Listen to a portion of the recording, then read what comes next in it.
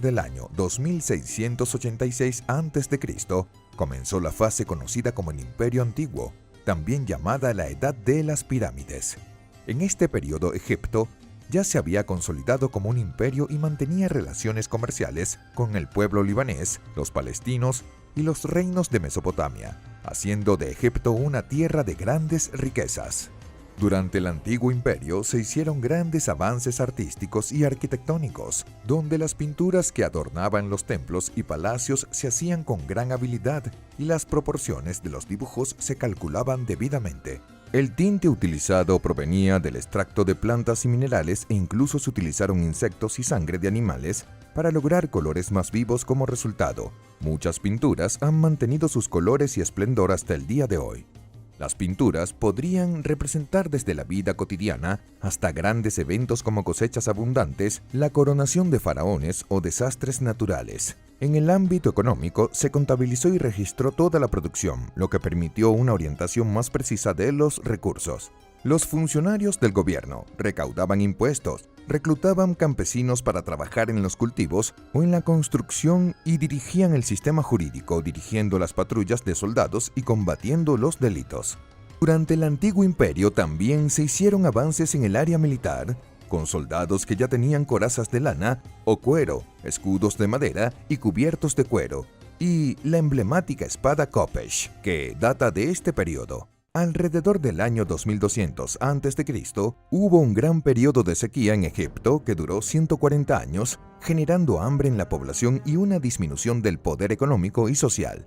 Una ola de inestabilidad se apoderó de Egipto y el gobierno del faraón perdió el control de sus territorios y algunas provincias más alejadas de la capital se rebelaron y declararon su independencia. Con esto, los líderes de las provincias rebeldes dejaron de pagar impuestos al gobierno central y enriquecieron sus propias arcas, dando lugar a una especie de líderes mafiosos, ya que contrataron a criminales y desertores para su protección. Finalmente, dos grupos se destacaron, uno comandando el Bajo Egipto a través de la ciudad de Heraclópolis y el otro comandando el Alto Egipto desde la ciudad de Tebas. Alrededor del 2055 a.C., las fuerzas de Tebas, comandadas por Mentuhotep II, derrotaron a los gobernantes de Heraclópolis, unificando nuevamente a Egipto y comenzando el período llamado el Imperio Medio. Después de restablecer el control militar en Egipto, fue necesario recuperar la economía y se construyeron nuevos sistemas de irrigación así como nuevos monumentos a los dioses. Mentuhotep II comenzó una campaña militar para conquistar Nubia, ya que era una región rica en vetas de oro y joyas preciosas, algo que sería muy lucrativo para las debilitadas arcas egipcias. Mentuhotep II murió después de reinar durante 51 años. Fue enterrado junto con sus 6 esposas en un complejo funerario en el Deir al-Bahari. Al haber recuperado Egipto, su poderío financiero y sin grandes amenazas externas, el imperio entró en un periodo considerado como erudito.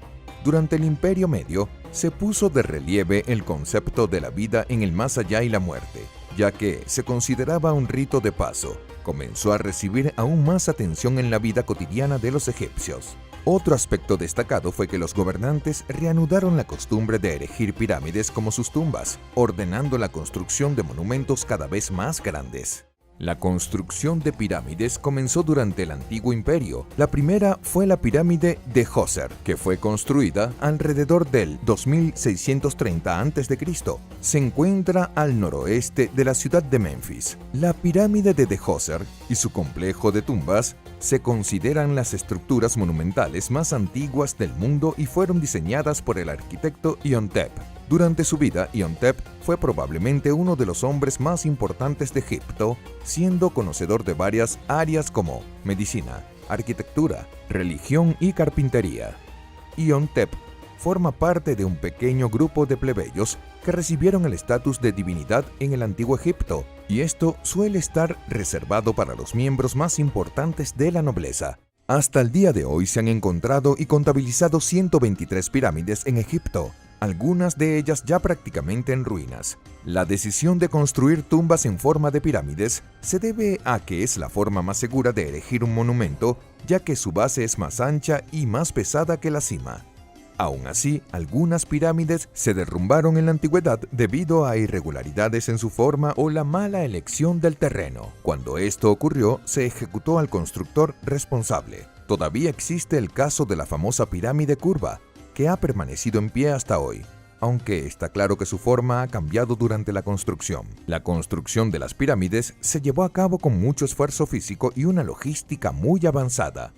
Las piedras de granito pesan aproximadamente 2.5 toneladas cada una y fueron extraídas de canteras situadas a una distancia de hasta 800 kilómetros del lugar de construcción. Luego se colocaron en balsa y se llevaron a lo largo del río Nilo. Después de ser descargadas, las piedras fueron llevadas con cuerdas y trineos al sitio de construcción cortadas y lijadas hasta que asumieron la forma necesaria. Solo entonces fueron arrastradas a través de rampas hasta el lugar donde permanecerían.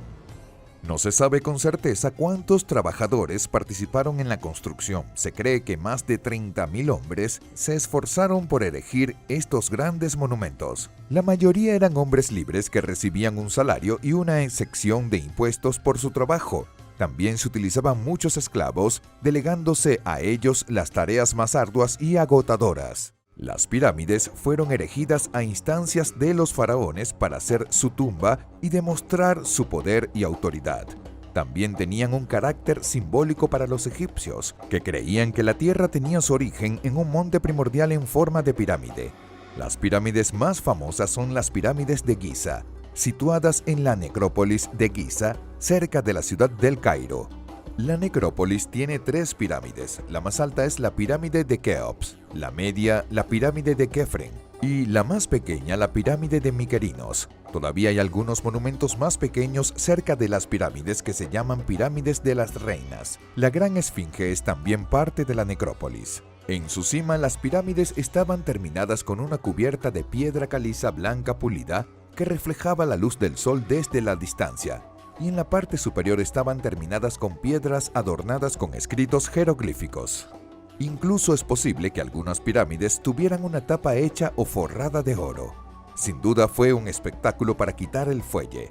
La pirámide de las reinas tenía una impresionante altura de 146.5 metros. Hoy en día sigue siendo de 138 metros, siendo la más antigua de las 7 maravillas del mundo antiguo y la única que todavía existe. Casi todas las pirámides fueron saqueadas tanto por dentro como por fuera, con la cubierta de piedra caliza y las piedras de granito siendo retiradas para su uso en otros edificios a lo largo de los siglos. La razón de tal dedicación en la construcción de gigantescos monumentos funerarios estaba vinculada a la religión de los antiguos egipcios, que influyó fuertemente en la visión que esas personas tenían sobre la vida y la muerte. Los egipcios no dejaron ninguna fuente escrita para explicar claramente sus creencias. Por esta razón, los historiadores modernos utilizan las pinturas y escrituras dejadas en los templos, pirámides y tumbas como fuentes de estudios. Otra fuente de investigación son 3 colecciones de textos jeroglíficos que datan de diferentes periodos. Estos textos se llaman el Libro de las Pirámides, el Libro de los Sarcófagos y el Libro de los Muertos. Los antiguos egipcios creían que los poseedores de sangre divina podían resucitar después de unos pocos cientos de años y así retomar el lugar que les correspondía como gobernantes de la tierra. Este concepto de muerte y renacimiento explica la motivación de los faraones para crear ambientes donde pudieran preservar sus cuerpos y volver a la vida. La práctica de la momificación tenía por objeto preservar el cuerpo al que el soberano regresaría. Las pertenencias personales del faraón como objetos preciosos, ropa y joyas también fueron llevadas a la tumba. Durante el antiguo imperio también se sacrificaban sus sirvientes personales, animales y sacerdotes. En muchos casos, su esposa o esposas también eran enterradas junto con el faraón. Esta práctica, sin embargo, perdió su fuerza durante el Imperio Medio. Los sarcófagos también fueron de vital importancia para la reencarnación del faraón. El rostro del faraón fue tallado en el sarcófago con la mayor precisión posible para que, cuando el espíritu regresara al cuerpo, pudiera recordar cómo era su apariencia en la vida. Hoy en día las prácticas musulmanas son consideradas la religión oficial de Egipto, con la mayoría de la población siguiendo los preceptos del Islam suní. Aún así hay grupos neopaganos que siguen la religión y los dioses antiguos. Esta práctica se llama quemitismo. La historia del antiguo Egipto aún contiene grandes eventos y retrocesos que marcarían para siempre el curso de la historia.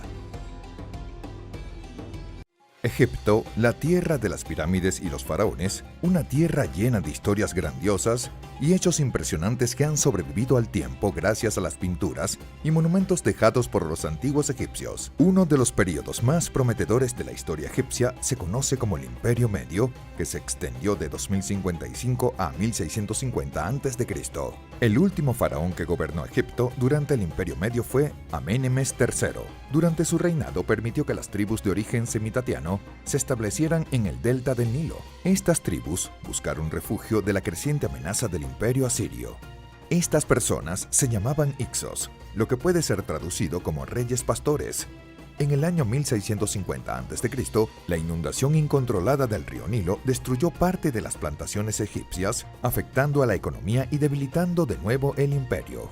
Los Hicsos aprovecharon este momento de inestabilidad y tomaron el control de algunas ciudades construidas en el delta del río Nilo. Los Hicsos establecieron su propia dinastía y eligieron a un faraón siguiendo el modelo de gobierno egipcio. Los gobernantes egipcios tuvieron que retirarse a las ciudades de Tebas, donde quedaron atrapados entre el reino Hicso en el norte y el reino cusita en el sur. Esta fase de la historia egipcia se conoció como el segundo período intermedio. A pesar de ser invasores, los Hicsos han ejercido nuevas influencias en la cultura egipcia, trayendo caballos de buena calidad, modelos más avanzados de carros de guerras y nuevas técnicas de tejido. Durante 30 años los egipcios lucharon contra los Hicsos hasta que el faraón egipcio Amosis obtuvo una serie de victorias militares y erradicó a los Hicsos de Egipto. Esta nueva toma de poder para los egipcios comenzó en el período llamado el Nuevo Imperio. Durante el Nuevo Imperio se hizo evidente para los faraones egipcios que sus fuerzas militares no estaban a la altura de las amenazas extranjeras. Como solución a esto, los egipcios comenzaron a contratar tropas mercenarias de Nubia y Libia, y como recompensa por sus servicios, se ofreció tierra a las tropas mercenarias que trajeron a sus familias para vivir y trabajar para el faraón. Los prisioneros también se usaban en el ejército normalmente en las primeras líneas de batalla. También se desarrollaron mejores tácticas de combate donde las tropas autónomas de hasta 6.000 hombres eran comandadas por oficiales bien entrenados. Los soldados de familias humildes recibían un salario por su tiempo en el alistamiento, pero no tenían casi ninguna posibilidad de avanzar en la carrera militar, reservando este derecho a los hijos de familias más nobles. También fue durante el Nuevo Imperio que los egipcios comenzaron a desarrollar su fuerza marítima. Los egipcios ya tenían barcos bien diseñados y maniobrables, pero no eran lo suficientemente fuertes para llevar muchos soldados y equipo, lo que llevó a la creación de hermosas galeras de guerra con un diseño esbelto y amenazante. Los faraones del Nuevo Imperio han establecido un periodo de prosperidad sin precedentes al asegurar las fronteras y fortalecer los lazos diplomáticos con sus vecinos. Las campañas militares dirigidas por el faraón Tutemes I llevaron a la conquista de nuevas tierras, garantizando el dominio de Palestina, Siria y el Líbano. Tutemes I todavía hizo construir nuevas construcciones en varias ciudades y elaboró nuevas obras de arte, entre ellas está una estela donde se registraron sus hazañas como gobernante. Sus sucesores mantuvieron el control luchando contra las rebeliones en las tierras conquistadas y su nieto Tutemes III fue considerado uno de los faraones más importantes del antiguo Egipto. Tutemes III llevó a cabo una gran actividad militar, realizando más de 17 campañas y mantuvo el impulso constructivo que su abuelo había iniciado. Durante el reinado de Tutemes III hubo una revuelta en Canaán. Los cananeos fueron liderados por el rey de la ciudad de Cádiz y reunieron tropas para tratar de expulsar a los egipcios de sus fronteras. Esta disputa condujo a la famosa batalla de Megido, que tuvo gran importancia arqueológica, ya que fue la primera batalla registrada y detallada por escrito en la historia. Los egipcios describieron los detalles de la batalla en las paredes del templo de Amón-Ra, que hoy pertenece a la ciudad de Luxor, donde estaba la antigua Tebas. Tutemes III reunió a su ejército y se enfrentó a los rebeldes en una llanura, y su victoria obligó a los cananeos a retirarse a la ciudad de Megido, que estaba en la cima de una colina. La batalla terminó después de que la ciudad de Megido fuera asediada durante 7 meses, lo que llevó a la rendición de la ciudad. También fue la batalla de Megido donde se registró por primera vez el uso del arco compuesto, una versión mucho más efectiva que los arcos que usaban hasta entonces. La victoria fue muy provechosa para los egipcios que, según los informes, se apoderaron de 894 carros de guerra, donde los cuales estaban cubiertos de oro y 2.000 caballos. Tras esta victoria y la posterior adquisición de los territorios, Egipto alcanzó su apogeo, extendiendo su dominio territorial desde el río Éufrates en Siria hasta la ciudad de Napata dentro del territorio de Cusite. Tútemes III todavía atacó el reino de Mitanni, que pertenecía a los hurritas, donde volvió a ganar y tomó y conquistó para Egipto nuevas tierras y un nuevo contingente de soldados que fueron capturados. Se cree que Tútemes III visitó la ciudad griega de Creta, siendo el primer faraón de Alto Egipto en cruzar el mar y visitar una nación extranjera. Pero no todo fue bien para los egipcios. Durante el nuevo imperio, hubo un periodo turbulento cuando un nuevo faraón tomó el trono. El faraón de Aquino fue una de las figuras más controvertidas de la historia egipcia y su vida está llena de misterios y preguntas. Akenatón deseaba extinguir el culto y las deidades tradicionales de Egipto y desafió valientemente más de 1500 años de tradiciones religiosas adorando un dios, decretando que el dios Atón sería el único creador de todas las cosas y seres vivos. El dios Atón sería la personificación del sol, el que trae luz y calor al mundo, lo que llevó al faraón a adoptar el nombre de Akenatón, que puede traducirse como el que alaba a Atón.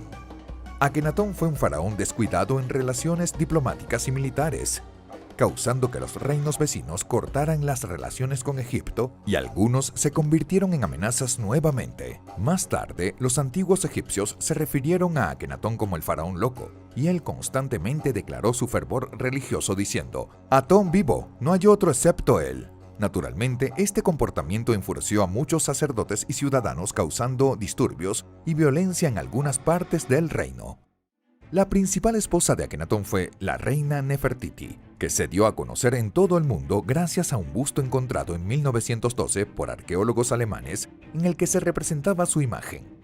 Se cree que Nefertiti era una mujer hermosa, tanto que la escultura nunca se terminó sin uno de sus ojos, para que su imagen no provocara la ira y los celos de las diosas egipcias. Tras la muerte de Akenatón, Nefertiti desaparece de los registros históricos, haciendo que su destino sea incierto. Akenatón reinó durante unos 17 años y ese tiempo fue suficiente para que Egipto perdiera gran parte de su influencia y dominio. No se sabe cómo fue la muerte de Akenatón, pero se sospecha que fue asesinado a instancias de los sacerdotes adoradores de los antiguos dioses. Akenatón tuvo muchos hijos e hijas, pero uno de ellos tendría un lugar especial en la historia de Egipto. Uno de sus hijos era el famoso Tutankamón. Después de la muerte de Akenatón, Egipto pasó por un periodo de incertidumbre. Su hijo era todavía demasiado joven para ascender al trono, y sus hijas no podían tomar el poder, ya que había un heredero varón vivo. Fue entonces cuando una enigmática figura estaba a cargo. Su nombre era Semenkaré. Se discute que Semenkaré en realidad era Nefertiti, que habría tomado el trono y cambiado su nombre. Otra posibilidad es que Semenkaré sea en realidad el yerno de Akenatón y tuviera derecho al trono al casarse con una de las hijas del antiguo faraón. Entonces un noble llamado Abe y un general llamado Omereb entran en escena, ambos sirviendo a Akenatón y a Nefertiti. Y es probable que Aye fuera el padre de Nefertiti. Aye deseaba el trono e hizo que asesinaran a los miembros restantes de la familia real. El joven Tutankamón y su media hermana Ankhesenamón fueron rescatados a tiempo y llevados a la ciudad de Tebas. Tutankamón fue coronado faraón con solo 9 años de edad y para fortalecer el linaje se casó con su media hermana que solo tenía 11 años. Debido a la corta edad de Tutankamón, Aye llegó a gobernar Egipto como visir, algo así como un gobernante del trono, y su gobierno fue aprobado por el general Omereb. Con el paso de los años, Tutankamón comenzó a tener una voz más activa y a exigir más autoridad, ordenando la construcción de templos para los antiguos dioses de Egipto y así restaurar el culto de las diferentes deidades. Fue entonces cuando, en 1324 a.C., Tutankamón murió a la edad de 19 años. La razón de su muerte es resultado de muchas especulaciones que van desde la enfermedad hasta el envenenamiento y el asesinato, lo cual no es sorprendente, ya que representaba una amenaza para los planes de dominación de Aye. Otro suceso que refuerza la hipótesis del asesinato es que su esposa Ankhesenamón envió cartas al rey de los hititas pidiéndole que enviara a uno de sus hijos para que se casara con ella y fuera coronado faraón de Egipto. Los hititas y los egipcios siempre han sido enemigos, lo que demuestra que la petición de Ankhesenamón fue motivada por el miedo y la urgencia. El rey de los hititas envió a regañadientes a uno de sus hijos a conocer a Ankhesenamón, pero misteriosamente este príncipe nunca entró en Egipto. Probablemente fue asesinado por espías otra vez a instancias de Aye. Ankhesenamón finalmente tuvo que casarse con Aye, y muy probablemente contra su voluntad. Pocos meses después de casarse con Aye, la pobre Ankhesenamón murió abruptamente. No es difícil deducir que fue también por orden del cruel Aye. Tutankamón es de gran importancia para la historia del antiguo Egipto. Su tumba, aunque pequeña comparada con la de otros faraones, estaba casi intacta cuando fue encontrada. La tumba de Tutankamón fue encontrada en el Valle de los Reyes en 1922 por Howard Carter. El hecho de que la tumba no hubiera sido violada por ladrones dio lugar a la famosa leyenda de la maldición de Tutankamón, que decía que si alguien violaba la tumba del faraón sufriría una muerte terrible. En la tumba se encontraron 3 ánforas de vino, una de ellas con vino blanco, además de una daga cuya hoja fue hecha con el hierro de un meteorito. También en la tumba había cestas de cereales, joyas, ropas, estatuas del dios Anubis y 2 pequeñas momias de fetos femeninos, que supuestamente eran hijas de Tutankamón nacidas prematuramente. La momia de Tutankamón se mantuvo en 3 sarcófagos. El más pequeño que mantuvo el cuerpo del faraón era de oro. Aunque corta, la historia de Tutankamón está llena de asesinatos, traiciones e intrigas, pero sin duda es digna de ser conocida y recordada hasta el día de hoy. En cuanto al regente Aye, parece haber muerto de viejo y como no tenía herederos, fue sucedido por el general Omereb. Omereb, aunque era un militar, fue aceptado con gusto por el pueblo y asumió el cargo de faraón ya que sirvió bien a Egipto en las guerras. El curso de la historia egipcia todavía sufriría muchos giros y vueltas en el futuro, y la llegada del famoso faraón Ramsés II traería miedo a los corazones de los enemigos de Egipto. Las grandes pirámides de Egipto se mantuvieron firmes a lo largo de los siglos y en su monumental esplendor fueron testigos de los esfuerzos del pueblo egipcio por mantener la gloria de su imperio. Después del trágico reinado del faraón Tutankamón, Egipto fue gobernado por su antiguo general llamado Omereb.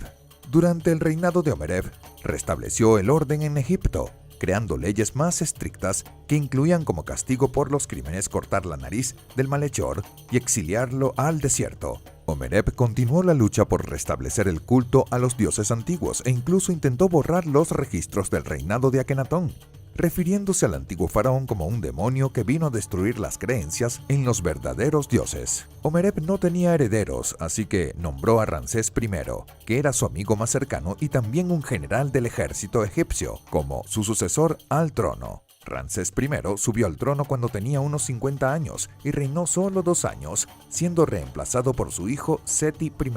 Seti I luchó contra los hititas y conquistó la ciudad de Kadesh, por lo que los hititas llegaron a un acuerdo de paz con los egipcios que duró 15 años. Seti I recuperó otros territorios que pertenecían a Egipto antes del reinado de Akenatón, pero su reinado también sería breve, ya que murió con solo 40 años de edad.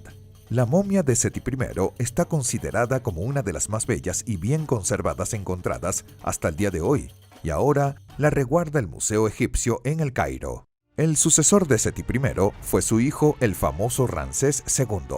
Hubo 11 soberanos llamados Ramsés en la historia de Egipto, pero solo Ramsés II se llama Ramsés el Grande. Se le considera el mayor faraón de Egipto y su reinado fue el más próspero y largo de la historia egipcia.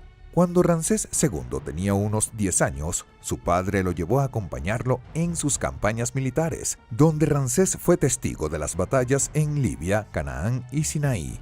Ramsés creció como un joven príncipe guerrero y tenía la reputación de ser impetuoso y arrogante.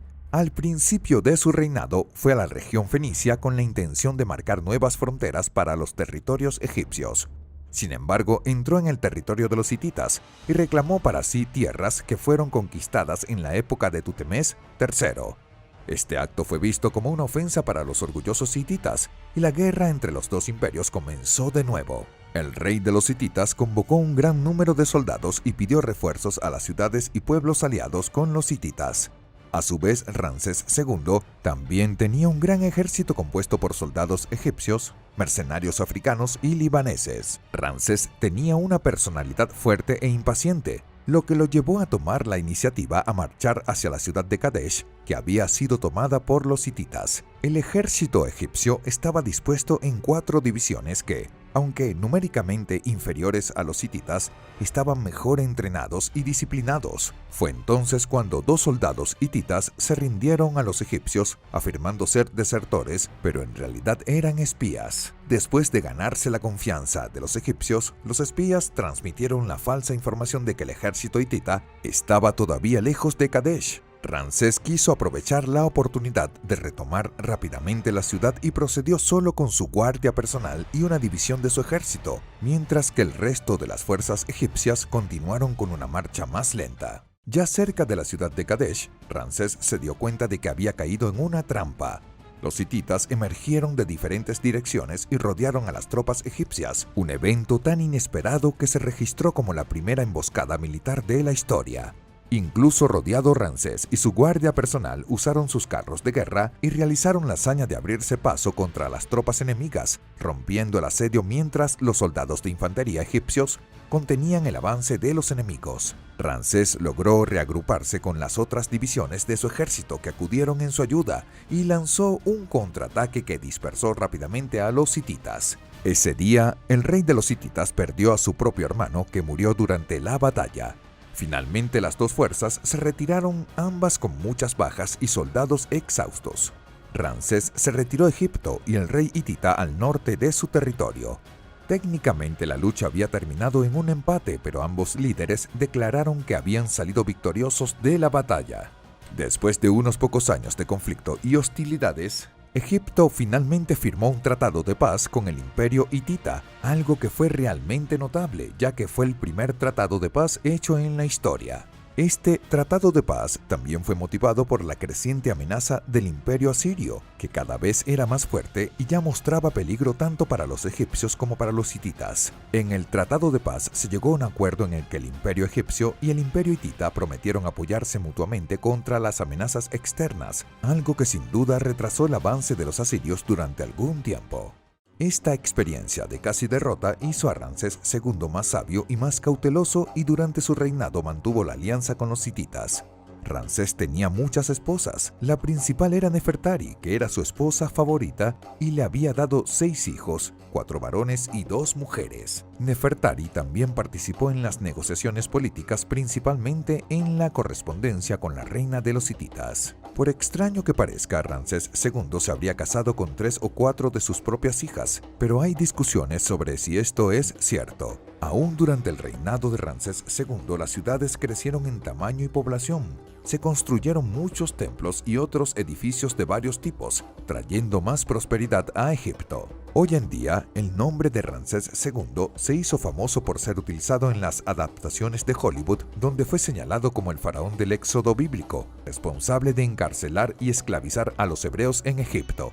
Sin embargo, estudios más completos indican que el faraón del Éxodo habría sido Tutemés III. Ramsés II habría muerto a más de 90 años de edad, algo bastante inusual para esa época. Después de la muerte de Ramsés, Egipto volvió a entrar en un periodo de inestabilidad, ya que sus hijos murieron abruptamente y el trono egipcio a menudo estaba vacío, algo muy peligroso para una nación tan poderosa.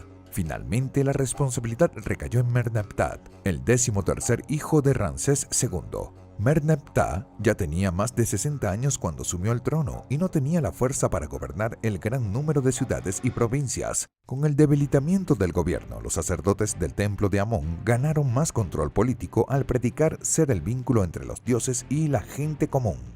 Para complicar aún más las cosas, la riqueza de Egipto atraía miradas codiciosas de otros reinos, y Egipto fue atacado por piratas de la costa de las islas griegas y de Anatolia Occidental. Estos piratas llegaron a ser conocidos como la gente del mar. La gente del mar no eran piratas comunes. La brutalidad y la frecuencia de sus ataques desestabilizaron la economía y el gobierno de los grandes imperios de la Edad de Bronce. Destruyeron casi todo el reino minoico y micénico y terminaron de destruir el imperio hitita, que ya estaba debilitado por las guerras civiles. No se sabe con certeza si la gente del mar era una sola tribu o una confederación de tribus que se unieron para saquear e invadir el cercano oriente. El hecho es que eran numerosos y hábiles mineros y combatientes en tierra. Creían que las invasiones de la gente del mar estaban motivadas por desastres naturales, muy probablemente terremotos y maremotos que devastaron las islas de Egeo y las regiones costeras de Grecia y Turquía. Esta misma ola de desastres naturales desestabilizó gran parte de los reinos dominantes y fue responsable de la decadencia de la civilización minoica en la isla de Creta. El faraón Nerbecta logró detener la invasión de la gente del mar. Esta batalla se conoció como la Batalla de Delta, pero solo unos pocos años después el faraón Ramsés III logró expulsar efectivamente los pueblos del mar de Egipto. Los pueblos del mar siguieron devastando y dominando territorios en Palestina. El tamaño fue el impacto de estas invasiones que se atribuye a los pueblos del mar como la razón del colapso de la Edad de Bronce. Finalmente, Ramsés III siguió la tradición egipcia de convertir a los enemigos en aliados, y al igual que lo hizo con los nubios y los libios, Egipto comenzó a contratar mercenarios que formaban parte de los pueblos del mar. Ramsés III fue un faraón fuerte, pero aún así su reinado fue turbulento en muchos sentidos. Finalmente fue asesinado a la edad de 65 años en un golpe de estado promovido por una de sus esposas, que pretendía que su hijo fuera el próximo heredero al trono. Egipto estaba agotado financieramente. Sus arcas se vaciaron por la guerra contra los invasores piratas. La situación era tan mala que se racionaba la comida para la población y fue durante este periodo que se produjo la primera huelga laboral de la historia, cuando los trabajadores de varias áreas no recibieron su grano y se negaron a trabajar para el faraón de nuevo. Egipto entró en un vertiginoso declive, donde el hambre, la violencia y la corrupción devastaron el imperio durante casi 2 décadas. Egipto fue nuevamente dividido en diferentes dinastías. Los ambiciosos líderes liberaron pequeñas batallas por el control de los territorios, llevando a Egipto a una fase conocida como el tercer período de intermedio. Durante este periodo reinó el caos y una parte de Egipto fue gobernada por faraones de origen libanés, mientras que otra parte fue gobernada por faraones de origen nubio. Los astutos sacerdotes del templo de Amón se aprovecharon de la situación y tomaron el control de la ciudad de Tebas y otros territorios cercanos. Fue entonces cuando los asirios aprovecharon la caída del imperio hitita y el debilitamiento de los egipcios e invadieron Egipto, conquistando ciudades donde colocaron gobernantes asirios para controlar la población. Ahora, bajo el dominio de fuerzas extranjeras, el otrora orgulloso imperio egipcio estaba subyugado e impotente, pero este no sería aún el final de su historia y nos esperan muchos acontecimientos inesperados. A lo largo de su historia, Egipto ha pasado por periodos de gloria y poder, pero también ha enfrentado grandes dificultades durante las terribles sequías que trajeron hambre y sufrimiento. Las riquezas de Egipto también atrajeron la atención de muchos reinos poderosos y no faltaron enemigos dispuestos a invadir los territorios egipcios. En 1525 a.C., los persas invadieron Egipto bajo el rey Cambises II. Los persas ya habían derrotado al imperio babilónico y nada parecía satisfacer sus ambiciones de nuevos territorios. El dominio persa de Egipto duró hasta el 332 a.C. y fue derrocado por un joven y ambicioso conquistador. Su nombre es Alejandro Magno. Alejandro parecía imparable, había estado conquistando ciudad tras ciudad y era capaz de ganar batallas incluso en condiciones desfavorables para su ejército. Ya había dominado muchos territorios persas y después de derrotar al rey Darío III en una gran batalla, sitió la ciudad de Tiro que estaba en Fenicia. Después de un difícil asedio, la ciudad fue tomada. Alejandro destruyó toda la ciudad como castigo por no rendirse. Alejandro y su ejército se trasladaron a Egipto y el gobernante persa que comandaba Egipto tuvo el buen sentido de rendirse sin ofrecer mucha resistencia. Alejandro fue recibido por el pueblo egipcio como un libertador y fue proclamado hijo del dios Amón, recibiendo muchas riquezas de los egipcios. Alejandro permaneció poco tiempo en Egipto, pero durante su estancia fundó la ciudad de Alejandría. que se convertiría en una de las ciudades más importantes del mundo antiguo y en la nueva capital de Egipto en los próximos 1000 años. Con el dominio de Egipto asegurado, Alejandro partió hacia Mesopotamia para atacar el corazón del imperio persa. Tras la muerte de Alejandro Magno, el gobierno de Egipto fue tomado por el general macedonio Ptolomeo I, que se declaró faraón de Egipto e inició la dinastía ptolemaica. La influencia de la cultura griega traída por los macedonios afectó a la mayoría de los aspectos de la vida egipcia. Sin embargo, esto ocurrió de manera natural, ya que los gobernantes macedonios respetaban y fomentaban las costumbres tradicionales de Egipto. A lo largo de los años, los faraones de origen macedonio fueron representados como si fueran egipcios. Los matrimonios entre griegos y egipcios se hicieron comunes e incluso los dioses de ambas culturas se mezclaron, como es el caso de la deidad llamada Amon-Zeus. El equipo militar de los egipcios asumió casi por completo el estilo griego e incluso los barcos comerciales y las galeras de guerra también comenzaron a construirse en el estilo griego, que era más avanzado y robusto. Todos los faraones varones de este periodo de la historia egipcia usaron el nombre de Ptolomeo como una forma de rendir homenaje al fundador de la dinastía Ptolomeo. Ptolomeo estableció una gran línea de comercio, principalmente marítimo, y eso hizo que Egipto prosperara de nuevo. También durante la dinastía de Ptolomeo se construyó la famosa Biblioteca de Alejandría, que contenía miles de papiros y tablillas de arcilla con los más diversos registros y estudios como matemáticas, filosofía y arquitectura. El reino ptolemaico entró en decadencia durante el reinado de Ptolomeo IV, que demostró ser un rey detestable, perezoso en asuntos políticos, fácilmente corrompible y de carácter cruel. Hizo que mataran a miembros de su familia, incluyendo a su hermano, su padre y su propia madre. Al final del reino ptolemaico, Egipto estaba en un completo caos político. Muchos faraones de la dinastía ptolemaica eran crueles tiranos, y los propios miembros de la familia se asesinaban constantemente. Mientras Egipto atravesaba otro periodo turbulento, una nueva amenaza del mar Mediterráneo dirigió su atención a la tierra de los faraones. Roma ya había conquistado vastos territorios en gran parte del continente europeo y buscaba expandir más sus dominios. Fue entonces cuando el Senado romano decidió intervenir en la situación política de los egipcios, ya que Roma dependía en gran medida de los cereales exportados desde Egipto y se producía otra guerra civil. Roma quedaría sin alimentos para sus legiones. La famosa Cleopatra no fue la primera de su nombre. La eternizada reina de Egipto fue en realidad Cleopatra VII. Era parte de la dinastía ptolemaica, siendo descendiente directa de Ptolomeo I. De niña estudió con maestros griegos y fue educada en cultos religiosos de diferentes culturas. Se dice que Cleopatra hablaba 8 idiomas diferentes. Cleopatra se convirtió en reina a la edad de 18 años, y aunque compartió el poder con Ptolomeo IX, que era su hermano menor, parece haber soportado los problemas del reino sola. Al principio de su reinado se enfrentó a graves problemas. Egipto estaba pasando por otra sequía y hambruna. Con el paso del tiempo, el hermano menor de Cleopatra se opuso cada vez a su hermana y fue apoyado por sus tutores de la infancia y otros nobles que preferían un gobernante masculino. Cleopatra tuvo que casarse con Ptolomeo IX, pero el matrimonio habría sido meramente simbólico, ya que nunca se llevaron bien y nunca consumaron el matrimonio. Ptolomeo IX finalmente removió a Cleopatra de su posición y comenzó a reinar sola. Esto causó la agitación de la población y está claro que Roma estaba pendiente de todo esto, ya temiendo la posibilidad de otra guerra civil en Egipto.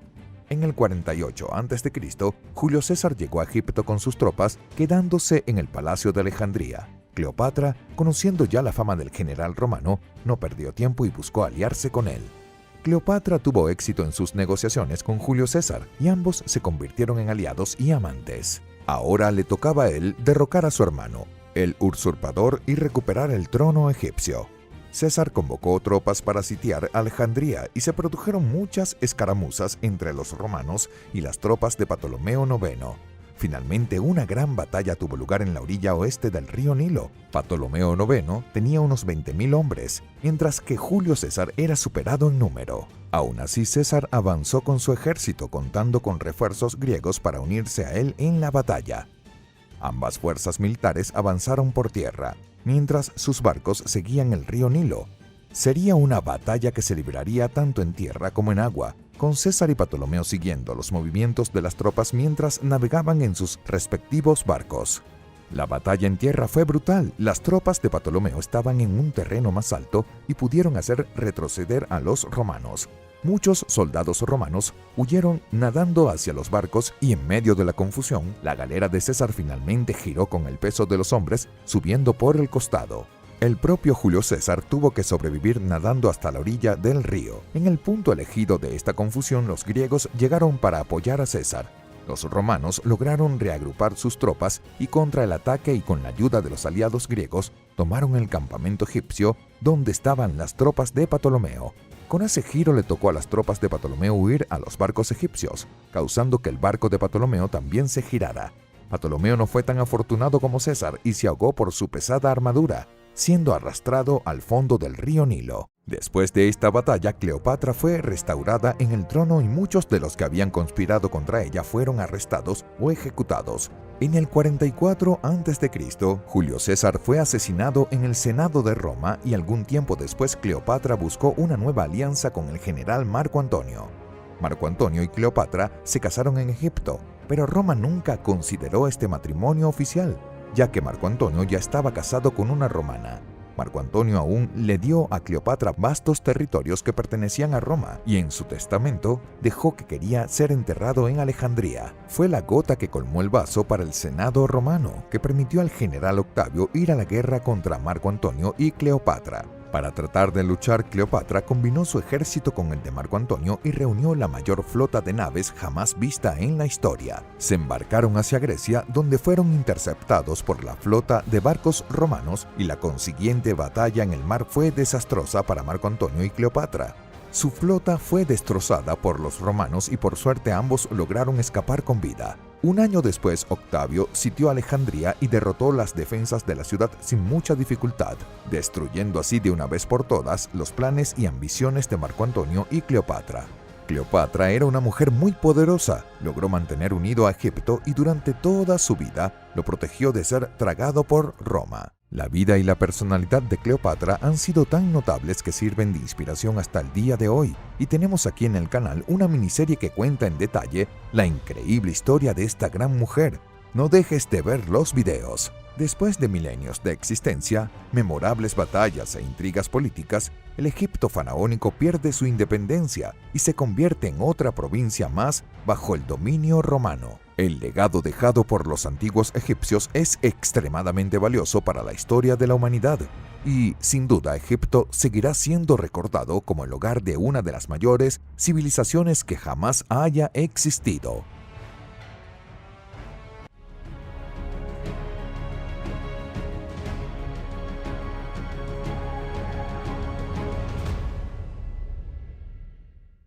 Los antiguos egipcios construyeron uno de los mayores imperios de la historia e incluso enfrentando muchas dificultades, lograron mantener su soberanía sobre casi todo el valle del río Nilo. Pero África es un continente gigantesco y estaba habitado por muchos pueblos diferentes, y algunos de ellos querían conquistar las tierras fértiles de Egipto. Reinos y tribus de Libia, Siria y Turquía estaban constantemente en guerra con Egipto, pero había un pueblo cuya tenacidad y coraje asustaba incluso a los poderosos egipcios. Los nubios eran un antiguo pueblo africano que vivía en la región de Nubia, donde hoy está el Sudán. El pueblo nubio ya habitaba esa región desde hace mucho tiempo, probablemente desde el año 3100 a.C. Se formaron pueblos nubios a lo largo del río Nilo. Durante gran parte de su historia, los nubios no han desarrollado ninguna forma de escritura, así que mucho de lo que sabemos de ellos proviene de registros dejados por los egipcios. La Nubia era una región rica en vetas de oro, piedras semipreciosas, madera de ébano, incienso y marfil. Tal abundancia de recursos alentó a los egipcios a invadir esa región en busca de materias primas tan útiles para ellos. Los nubios resistieron como pudieron contra las invasiones egipcias, pero eran militarmente inferiores y fueron cada vez más empujados hacia el sur. Debido a los diversos periodos de inestabilidad en Egipto, los nubios pudieron organizar y montar defensas más eficaces Y durante los periodos de paz, los nubios y los egipcios comerciaron y compartieron diferentes conocimientos. Durante el reinado del faraón Tutemés I, los nubios formaron parte del imperio egipcio, pero ese dominio pronto se derrumbó y los nubios se organizaron en un reino unificado y formaron la ciudad de Napata para que fuera su capital. Los nubios fundaron entonces el reino de Kush, que en el futuro se convertiría en una respetable potencia africana. El término reino cusita proviene de los egipcios, que llamaban a los nubios por el nombre de Kush. El fundador de este nuevo reino fue un líder tribal llamado Al-Ara, que se convirtió en el rey de todos los nubios. Una vez establecido el reino cusita, el siguiente paso era asegurar su defensa económica, y para ello los sucesores de Al-Ara reinaron bien, fortalecieron el reino y expandieron sus dominios. Los cusitas comenzaron a comerciar con Egipto a través del Nilo y establecieron contactos con reinos árabes como Nabatá y Saba. La fama de riqueza de los cusitas era grande. Sus líderes, sacerdotes e incluso el ganado como los caballos siempre estaban adornados con piezas de oro y rubíes. Con el paso del tiempo y debido a los periodos de inestabilidad en Egipto, los cusitas comenzaron a conquistar ciudades egipcias e incluso la ciudad de Tebas fue tomada. En la cima de su poder bajo el rey Piangi, Egipto fue totalmente conquistado por los cusitas. El rey Piangi se declaró campeón al servicio del dios Amón y con su ejército luchó durante más de un año contra varios líderes egipcios, derrotando a todos los que se encontraban en su camino. Esta fase de la historia cusita y egipcia ocurrió durante el tercer periodo intermedio del Antiguo Egipto, que comenzó alrededor del año 1070 a.C., también conocido históricamente como la dinastía nubia o la dinastía de los faraones negros. La coexistencia entre egipcios y nubios trajo consigo el matrimonio entre la nobleza de los dos reinos y las dos culturas empezaron a influirse mutuamente en los asuntos religiosos y sociales. Después de consolidar el dominio de Egipto, el rey Pangi regresó a la ciudad de Napata, capital del reino cusita, dejando a su hermano y sucesor para gobernar Egipto y sus ciudades. Egipto permaneció bajo el dominio cusita hasta el año 1656 a.C. y solo se debilitó debido a las invasiones asirias que conquistaron casi todo Egipto y trajeron días turbulentos a la tierra de los faraones. Los asirios eran temibles guerreros y muy superiores en el ámbito militar, y ya hacían uso de armas y armaduras de hierro, además de utilizar armas de asedio y una caballería bien entrenada. Los gobernantes cusitas tuvieron que retirarse a la ciudad de Napata y algún tiempo después fundaron la ciudad de Meroe más al sur. Meroe se convirtió en la nueva capital del reino cusita y los gobernantes cusita comenzaron a adoptar la costumbre egipcia de erigir pirámides y fueron enterrados después de su muerte en las pirámides construidas en esta ciudad. También fue durante este tiempo que los cusitas comenzaron a desarrollar su propia escritura que se llamaba escritura erótica. El historiador griego Diodoro Sículo informó que los reyes cusitas reinaban hasta que recibieron una orden de los sacerdotes del Templo de Oro diciendo que debían suicidarse y pasar el poder. Esta extraña costumbre duró hasta el reinado de un líder llamado Ergagnes, que a diferencia de la mayoría de sus compatriotas, era un hombre educado que estudiaba con maestros griegos y aprendía filosofía. Cuando Ergagnes recibió la orden de suicidarse, se enfureció y envió a los soldados al templo con la orden de matar a los sacerdotes y así poner fin a esta costumbre. Las mujeres también tuvieron un papel importante en la sociedad cusita, al tener una voz activa en los asuntos cotidianos.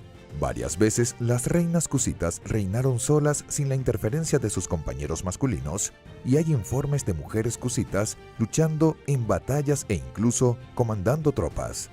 A la madre del rey se le dio el título de Candace, que significaba reina madre.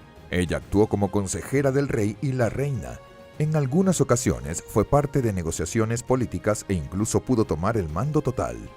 Una de estas poderosas mujeres y quizás la más valiente de su pueblo fue Amanichaketo, que reinó en Kush en la época en que Roma ya había conquistado Egipto tras la derrota de Marco Antonio y Cleopatra.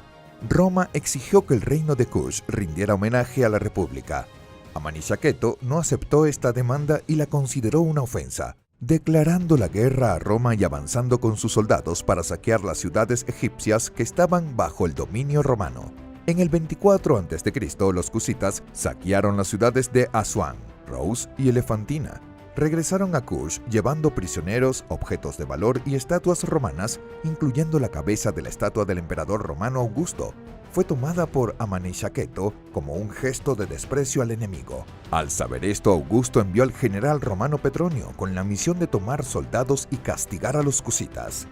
Hay pocos detalles sobre la batalla, pero Petronio habría informado que los cusitas tenían más de 30.000 guerreros y luchaban con una furia espantosa. Amanisaqueto fue descrita como una mujer corpulenta y de manera brutal ella personalmente dirigió sus tropas y se quedó ciega de un ojo después de ser herida por un romano. Después de más de 3 años de lucha, los romanos finalmente buscaron un acuerdo de paz. En el año 20 a.C., romanos y cusitas firmaron un tratado de paz en el que el emperador romano reconoce el reino de Kush como un poder independiente libre de pagar impuestos a Roma. El reino de Kush duró hasta el año 350 después de Cristo, pero debido a la escasez de recursos y la falta de comercio, el reino terminó siendo muy debilitado y disperso. El otrora rico y orgulloso reino cusita fue dominado finalmente por el imperio de Asum, que había estado expandiendo sus fronteras desde la región de Etiopía. Los cusitas eran un pueblo increíble, eran valientes guerreros, hábiles artesanos y sabios comerciantes. Su historia nos muestra la fuerza y la perseverancia del pueblo africano, capaz de repeler incluso al poderoso imperio romano.